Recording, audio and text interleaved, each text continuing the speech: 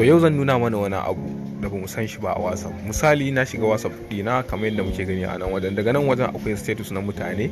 So misali a nan akwai wani wanda ya status da yawa, misali bari in dubo wani, ga wani ya yi status da yawa. To a kadara can ina son ga status ɗinsa. Status ɗin nasa zan gani na ƙarshe ne, wato zan ga hoton da ya yi status da shi na ƙarshe ba tare da naga na farko da wanda yake biyo na farko ba. So ya zan yi? So akwai hanyoyi da ake bi, dabara ne dama ko hikima ne abin. So bari mu je kai tsaye gayi. Na farko kawai ka rufe datan kan wayanka.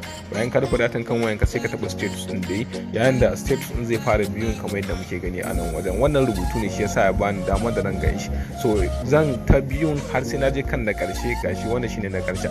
So bayan na je zan yi minimizing sai in buɗe kan datan wayana sai in koma kan wannan status ɗin. To direct shi wannan status ɗin na da wannan shine hanyar da za ka bi domin ganin status na mutum na ƙarshe ba tare da ka ga na farko ba.